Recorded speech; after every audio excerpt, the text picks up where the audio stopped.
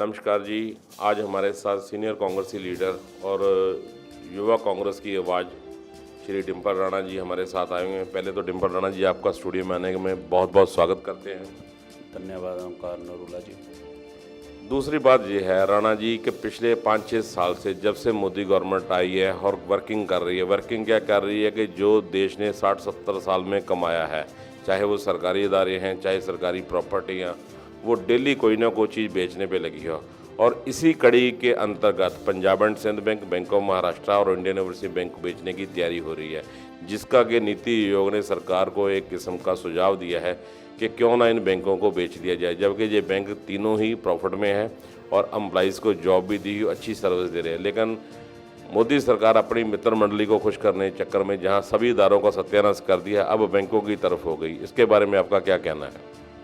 देखिए नरूला जी, जो पंजाब एंड सिंध या महाराष्ट्र बैंक की गल है भी, उसको मोदी जी निजी सेक्टर में बेचने की जो तैयारी कर रहे हैं वो बहुत ही मंदभागी बात है, क्योंकि हमारे देश की पूर्व प्रधानमंत्री श्रीमती इंदिरा गांधी जी ने सभी हिंदुस्तान के बैंकों को नेशनलाइज किया था, जो आज बहुत बड़ी कांग्रेस पार्टी की, कांग्रेस सरकार की उपलब्धि है। और आज जब 6 साल से मोदी जी राज कर रहे हैं हिंदुस्तान में, तो कितनी सरकारी संस्थाएं, सरकारी इदारे हैं जो प्राइवेट सेक्टर को बेचे जा रहे हैं। और अब जैसे आप बता रहे हैं अभी पंजाब एंड सिंध या महाराष्ट्र या इंडियन ओवरसीज बैंकों की बात करें, इनको भी निजी सेक्टर में बेचने की तैयारी चल रही है। तो जितने हिंदुस्तान में इनके एम्प्लॉई हैं, इनके परिवार हैं, वो सब के सामने बड़ी संकट की घड़ी है। मैं अपनी ओर से, अपनी पार्टी की तरफ से पूरी यूनियन के साथ हूँ भी इसको सरकारी रहने के लिए, इसको बचाने के लिए भी इसको बेचा ना जाए प्राइवेट सेक्टर में।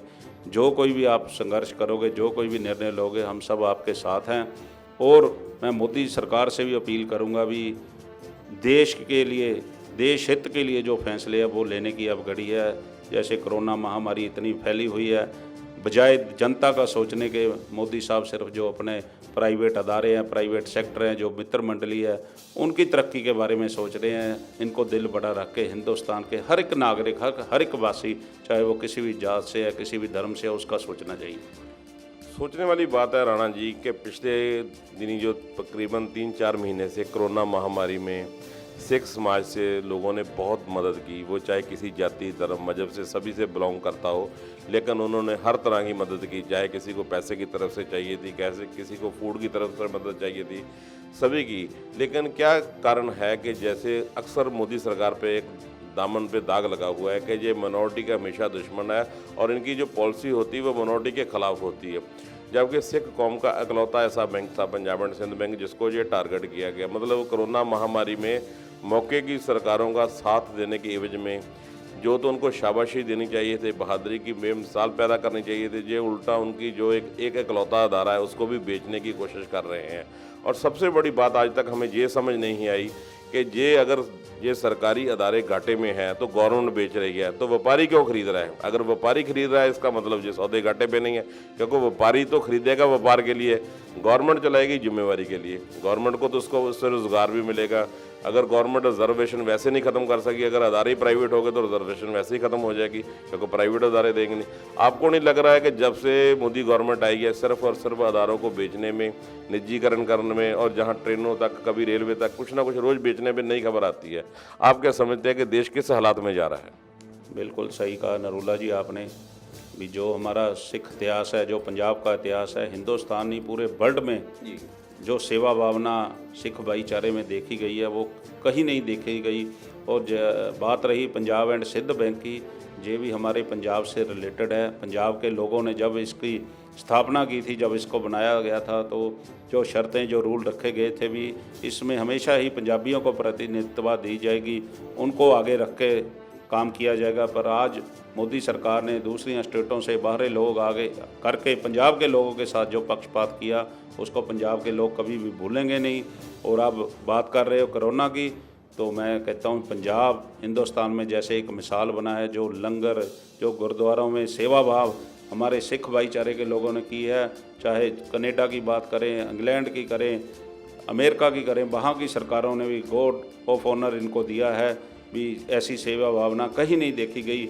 इसलिए अब वक्त है भी हम सारे एकजुट होकर मोदी साहब की इन बातों का, जो देश विरोधी बातें हैं, उनका विरोध करें और लोगों के हक की बात, ये लाखों परिवार जो बैंकों के साथ जुड़े हैं, जिनकी लोगों की मेहनत की कमाई पूंजी जमा है, उस पर भी संकट आ जाएगा, उनको भी बेचारों को लाले पड़ जाएंगे। ऐसी महामारी में लोग इनको माफ़ नहीं करेंगे।